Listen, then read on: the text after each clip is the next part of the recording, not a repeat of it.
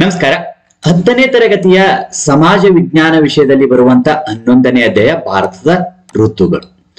ಈ ಒಂದು ಅಧ್ಯಾಯಕ್ಕೆ ಸಂಬಂಧಿಸಿದಂತೆ LBA ಲೆಸನ್ ಬೇಸ್ಡ್ ಅಸೆಸ್ಮೆಂಟ್ ಅಥವಾ ಪಾಠ ಆಧಾರಿತ ಮೂಲ್ಯಾಂಕನದಲ್ಲಿ ಕೇಳಿರುವಂತಹ ಪ್ರಶ್ನೆಗಳು ಮತ್ತು ಅವುಗಳಿಗೆ ಸಂಬಂಧಿಸಿರುವಂತಹ ಮಾದರಿ ಉತ್ತರಗಳನ್ನ ಡಿಸ್ಕಷನ್ ಮಾಡ್ಕೊಂಡು ಬರೋಣ. ಪೂರ್ತಿಯಾಗಿರುವಂತಹ ವಿಡಿಯೋನ ವೀಕ್ಷಿಸಿ ಹಾಗೂ ನಿಮ್ಗೆ ಈ ವಿಡಿಯೋ ಇಷ್ಟ ಆದಲ್ಲಿ ಲೈಕ್ ಮಾಡಿ. 11ನೇ ಅಧ್ಯಾಯ ಭಾರತದ ಋತುಗಳಾಗಿರುವಂಥದ್ದು. ಇಲ್ಲಿ ಮೊದಲ ವಿಭಾಗದಲ್ಲಿ ಪ್ರತಿಯೊಂದು ಪ್ರಶ್ನೆ ಅಥವಾ ಅಪೂರ್ಣ ಹೇಳಿಕೆಗೆ 4 ಆಯ್ಕೆಗಳನ್ನು ನೀಡಲಾಗಿದೆ. ಅವುಗಳಲ್ಲಿ ಸೂಕ್ತವಾದ ಒಂದು ಉತ್ತರವನ್ನು ಆರಿಸಿ ಅದರ ಕ್ರಮಾಕ್ಷರದೊಡನೆ ಪೂರ್ಣ ಉತ್ತರವನ್ನು ಬರೆಯಿರಿ ಅಂತ ಕೇಳಿರುವಂಥದ್ದು. ಬಹುಆಯ್ಕೆಯ ಪ್ರಶ್ನೆಗಳನ್ನು ಕೇಳಿರುವಂತದ್ದಾಗಿದೆ. ಈ 4 ಆಯ್ಕೆಗಳಲ್ಲಿ ಸರಿಯಾಗಿರುವಂತಹ ಉತ್ತರ ಬರೆಯಬೇಕಾಗಿರುವಂತದ್ದಾಗಿದೆ. ಮೊದಲನೇ ಪ್ರಶ್ನೆ, ಪಶ್ಚಿಮ ಘಟ್ಟಗಳ ಪೂರ್ವ ಭಾಗವು ಪಶ್ಚಿಮ ಭಾಗದಷ್ಟು ಮಳೆ ಪಡೆಯುವುದಿಲ್ಲ ಏಕೆ ಅಂತ ಕೇಳಿರುವುದು. ಈ ಒಂದು ಪ್ರಶ್ನೆಗಳಿಗೆ 4 ಆಯ್ಕೆಗಳನ್ನು ಕೊಟ್ಟಿರುವಂತದ್ದಾಗಿದೆ. ಆದ್ರೆ ಈಗ ನಾವು ಡಿಸ್ಕಷನ್ ಮಾಡ್ಕೊಂಡು ಬರ್ತಾ ಇರುವಂತಹ ಸಂದರ್ಭದಲ್ಲಿ ನೇರವಾಗಿ ಉತ್ತರವನ್ನ ನೋಡ್ಕೊಂಡು ಬರೋಣ. ಪಶ್ಚಿಮ ಘಟ್ಟಗಳ ಪೂರ್ವ ಭಾಗವು ಪಶ್ಚಿಮ ಭಾಗದಷ್ಟು ಮಳೆ ಪಡೆಯುವುದಿಲ್ಲ ಏಕೆಂದರೆ ಮಳೆ ನೆರಳಿನ ಪ್ರದೇಶದಲ್ಲಿವೆ. ಎರಡನೇ ಪ್ರಶ್ನೆ, ಮಾನ್ಸೂನ್ ಮಾರುತಗಳ ನಿರ್ಗಮನ ಕಾಲದಲ್ಲಿ ಆವರ್ತ ಮಾರುತಗಳು ಬಂಗಾಳ ಕೊಲ್ಲಿಯಲ್ಲಿ ನಿರ್ಮಿತಗೊಳ್ಳಲು ಕಾರಣ ಏನು ಅಂತ ಕೇಳಿರುವಂಥದ್ದು. ಕಾರಣ ಏನು ಅಂದಾಗ ಭೂಮಿ ಮತ್ತು ಸಾಗರಗಳ ನಡುವಿನ ಉಷ್ಣಾಂಶ ಮತ್ತು ಒತ್ತಡಗಳಲ್ಲಿನ ವ್ಯತ್ಯಾಸ ಕಾರಣ ಆಗಿರುವುದು.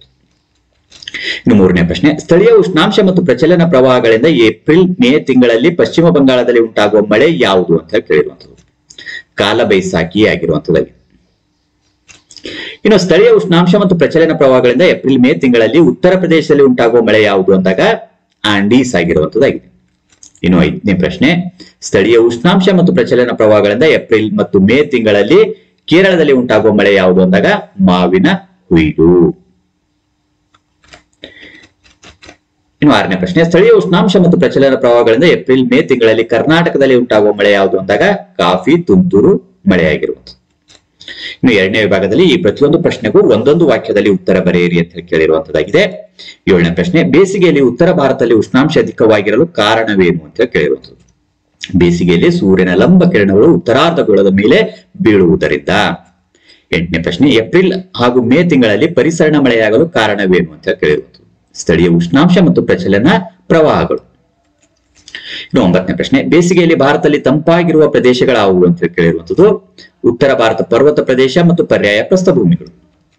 10ನೇ ಪ್ರಶ್ನೆ, ನೈಋತ್ಯ ಮಾನ್ಸೂನ್ ಮಾರುತಗಳ 2 ಶಾಖೆಗಳಾವುವು ಅಂತ ಕೇಳಿರುವಂಥದ್ದು. ಅರಬ್ಬಿ ಸಮುದ್ರ ಶಾಖೆ ಮತ್ತು ಬಂಗಾಳ ಕೊಲ್ಲಿ ಶಾಖೆ. ಇನ್ನು 11ನೇ ಪ್ರಶ್ನೆ, ನೈಋತ್ಯ ಮಾನ್ಸೂನ್ ಮಾರುತಗಳ ಕಾಲದಲ್ಲಿ ಮಳೆ ಪಡೆಯದ ರಾಜ್ಯ ಯಾವುದು ಅಂತ ಕೇಳಿರುವಂಥದ್ದು. ತಮಿಳುನಾಡು. 12ನೇ ಪ್ರಶ್ನೆ, ಭಾರತದಲ್ಲಿ ಅತ್ಯಂತ ಕಡಿಮೆ ಮಳೆ ಪಡೆಯುವ ಅವಧಿ ಯಾವುದು. ಚಳಿಗಾಲ. ಇನ್ನು 13ನೇ ಪ್ರಶ್ನೆ, ಪಶ್ಚಿಮ ಘಟ್ಟಗಳ ಪಶ್ಚಿಮ ಭಾಗವು ಹೆಚ್ಚು ಮಳೆಯನ್ನು ಪಡೆಯುತ್ತದೆ ಏಕೆ ಅಂತ ಕೇಳಿರುವಂಥದ್ದು. ನೈಋತ್ಯ ಮಾನ್ಸೂನ್ ಮಾರುತಗಳ ಅರಬ್ಬಿ ಸಮುದ್ರ ಶಾಖೆಯು ಪಶ್ಚಿಮ ಘಟ್ಟಗಳಿಂದ ತಡೆಯಲ್ಪಡುವುದರಿಂದ. ಇನ್ನು 14ನೇ ಪ್ರಶ್ನೆ, ಭಾರತದಲ್ಲಿ ಅತಿ ಹೆಚ್ಚು ಉಷ್ಣಾಂಶ ದಾಖಲಾಗಿರುವ ಸ್ಥಳ ಯಾವುದು ಅಂತ ಕೇಳಿರುವಂಥದ್ದು. ಗಂಗಾನಗರ, ರಾಜಸ್ಥಾನದಲ್ಲಿರುವಂತಹ ಗಂಗಾನಗರ ಆಗಿರುವಂಥದ್ದು. ಭಾರತದಲ್ಲಿ ಅಥವಾ ಪ್ರಪಂಚದಲ್ಲಿ ಅತಿ ಹೆಚ್ಚು ಮಳೆ ಪಡೆಯುವ ಪ್ರದೇಶ ಯಾವುದು ಅಂತ ಕೇಳಿರುವಂಥದ್ದು. ಮಾಸಿನ್ ರಾಮ್, ಮೇಘಾಲಯದ ಮಾಸಿನ್ ರಾಮ್ ಇರುವಂತದ್ದಾಗಿದೆ. 16ನೇ ಪ್ರಶ್ನೆ, ಭಾರತದಲ್ಲಿ ಅತಿ ಕಡಿಮೆ ಮಳೆ ಪಡೆಯುವ ಪ್ರದೇಶ ಯಾವುದು. ರುಯ್ಲಿ, ರಾಜಸ್ಥಾನದ ರುಯ್ಲಿ ಅತಿ ಕಡಿಮೆ ಮಳೆ ಪಡೆಯುವಂತಹ ಪ್ರದೇಶ. 17ನೇ ಪ್ರಶ್ನೆ, ನಿರ್ಗಮನ ಮಾನ್ಸೂನ್ ಮಾರುತಗಳ ಕಾಲದಲ್ಲಿ ಅರಬ್ಬಿ ಸಮುದ್ರ ಮತ್ತು ಬಂಗಾಳ ಕೊಲ್ಲಿಯಲ್ಲಿ ಆವರ್ತ ಮಾರುತಗಳು ಉಂಟಾಗಲು ಕಾರಣವೇನು. ಭೂಮಿ ಮತ್ತು ಸಾಗರ ಭಾಗಗಳ ನಡುವಿನ ಉಷ್ಣಾಂಶ ಮತ್ತು ಒತ್ತಡದಲ್ಲಿನ ವ್ಯತ್ಯಾಸ. 18ನೇ ಪ್ರಶ್ನೆ, ಬೇಸಿಗೆಯಲ್ಲಿ ಉತ್ತರ ಭಾರತಕ್ಕಿಂತ ದಕ್ಷಿಣ ಭಾರತದಲ್ಲಿ ಉಷ್ಣಾಂಶ ಕಡಿಮೆ ಇರಲು ಕಾರಣವೇನು. ದಕ್ಷಿಣ ಭಾರತವು 3 ಕಡೆಗಳಲ್ಲಿ ಸಾಗರಗಳಿಂದ ಆವೃತವಾಗಿರುವುದರಿಂದ. ಇನ್ನು 3ನೇ ವಿಭಾಗದಲ್ಲಿ ಪ್ರತಿಯೊಂದು ಪ್ರಶ್ನೆಗೂ 2 ರಿಂದ 4 ವಾಕ್ಯಗಳಲ್ಲಿ ಅಥವಾ ಅಂಶಗಳಲ್ಲಿ ಉತ್ತರಿಸಿ ಅಂತ ಕೇಳಿರುವಂಥದ್ದು. 19ನೇ ಪ್ರಶ್ನೆ, ಭಾರತ ವಾರ್ಷಿಕ ವಾಯುಗುಣದ 4 ಋತುಮಾನಗಳು ಯಾವುವು. ಬೇಸಿಗೆ ಕಾಲ ಮಾರ್ಚ್ ನಿಂದ ಮೇ ವರೆಗೆ. ನೈಋತ್ಯ ಮಾನ್ಸೂನ್ ಮಾರುತಗಳ ಕಾಲ ಅಥವಾ ಮುಂಗಾರು ಮಳೆಗಾಲ, ಇದು ಜೂನ್ ನಿಂದ ಸೆಪ್ಟೆಂಬರ್ ವರೆಗೆ.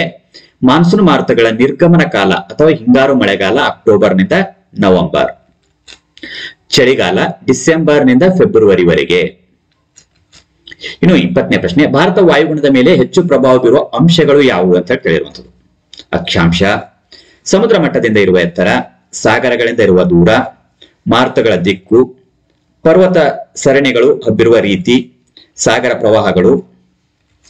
ಇನ್ನು 21ನೇ ಪ್ರಶ್ನೆ, ಅಕ್ಟೋಬರ್ ತಿಂಗಳ ಆರಂಭದಲ್ಲಿ ನೈಋತ್ಯ ಮಾನ್ಸೂನ್ ಮಾರುತಗಳು ಹಿಂದಿರುಗಲು ಕಾರಣಗಳೇನು ಅಂತ ಕೇಳಿರುವುದು. ಅಕ್ಟೋಬರ್ ತಿಂಗಳ ಕೊನೆಯ ಭಾಗದಲ್ಲಿ ಭಾರತ ಉಪಖಂಡದಲ್ಲಿ ಮಳೆ ಸುರಿದ ಪರಿಣಾಮ ಉಷ್ಣಾಂಶ ಕಡಿಮೆ ಆಗುತ್ತದೆ. ಈ ಅವಧಿಯಲ್ಲಿ ಸೂರ್ಯನ ಕಿರಣಗಳು ದಕ್ಷಿಣಾರ್ಧಗೋಳದ ಮೇಲೆ ಲಂಬವಾಗಿ ಬೀಳುತ್ತವೆ. ಇದರಿಂದ ಉತ್ತರಾರ್ಧಗೋಳದಲ್ಲಿ ಉಷ್ಣಾಂಶ ಕಡಿಮೆಯಾಗಿ ಆ ಪ್ರದೇಶವು ಹೆಚ್ಚು ಒತ್ತಡ ಪ್ರದೇಶವಾಗಿ ಪರಿವರ್ತನೆಯಾಗುತ್ತದೆ. 22ನೇ ಪ್ರಶ್ನೆ, ಭಾರತದಲ್ಲಿ ಅಧಿಕ ಮಳೆ ಬೀಳುವ ಪ್ರದೇಶಗಳು ಯಾವುವು? ಪಶ್ಚಿಮ ಘಟ್ಟಗಳ ಪಶ್ಚಿಮ ಭಾಗ, ಪಶ್ಚಿಮ ಬಂಗಾಳ, ಅಸ್ಸಾಂ, ಈಶಾನ್ಯ ರಾಜ್ಯಗಳು. ಇನ್ನು 23ನೇ ಪ್ರಶ್ನೆ, ಭಾರತ ವ್ಯವಸಾಯವು ಮಾನ್ಸೂನ್ ಮಾರುತಗಳೊಡನೆ ಆಡುವ ಜೂಜಾಟವಾಗಿದೆ. ಈ ಹೇಳಿಕೆಯನ್ನು ಸಮರ್ಥಿಸಿ ಅಂತ ಕೇಳಿರುತ್ತದೆ. ಜನರ ಪ್ರಧಾನ ಉದ್ಯೋಗ ವ್ಯವಸಾಯವಾಗಿದೆ.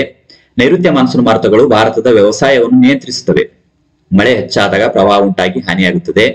ಮಳೆ ವಿಫಲವಾದರೆ ಬರಗಾಲ ಬರುವುದು. ಆದ್ದರಿಂದ ಭಾರತ ವ್ಯವಸಾಯವನ್ನು ಮಾನ್ಸೂನ್ ಜೊತೆಯಲ್ಲಿ ಆಡುವ ಜೂಜಾಟ ಎನ್ನುವರು. ಈ ರೀತಿಯಾಗಿ ಈ ಒಂದು 11ನೇ ಅಧ್ಯಾಯ ಭಾರತ ಋತುಗಳಿಗೆ ಸಂಬಂಧಿಸಿದಂತೆ LBAದಲ್ಲಿ ಕೇಳಿರುವಂತಹ ಪ್ರಶ್ನೆಗಳು ಮತ್ತು ಅವುಗಳ ಮಾದರಿ ಉತ್ತರಗಳನ್ನು ನಾವು ನೋಡ್ಕೊಂಡು ಬಂದಿರುವಂತದ್ದಾಗಿದೆ. ಈ ವಿಡಿಯೋ ನಿಮ್ಗೆ ಇಷ್ಟ ಆದಲ್ಲಿ ಲೈಕ್ ಮಾಡಿ. ಇತರ ಒಂದು ವಿಡಿಯೋಗಳು ವೀಕ್ಷಿಸುವುದಕ್ಕಾಗಿ ಈ ವಿಡಿಯೋದ ಕೊನೆಯಲ್ಲಿ ಪ್ಲೇ ಲಿಸ್ಟ್ ಇರ್ತದೆ, ಅಲ್ಲಿ ಕ್ಲಿಕ್ ಮಾಡಿ ನಿಮಗೆ ಬೇಕಾಗಿರುವಂತಹ ವಿಡಿಯೋವನ್ನು ಸೆಲೆಕ್ಟ್ ಮಾಡಿ ವೀಕ್ಷಣೆ ಮಾಡಿಕೊಳ್ಬಹುದು. ಮತ್ತೆ ಮುಂದಿನ ಭಾಗದಲ್ಲಿ ಭೇಟಿಯಾಗೋಣ. ಅಲ್ಲಿವರೆಗೂ ಇತರ ವಿಡಿಯೋಗಳನ್ನು ವೀಕ್ಷಿಸ್ತಾ ಇರಿ. ಧನ್ಯವಾದ.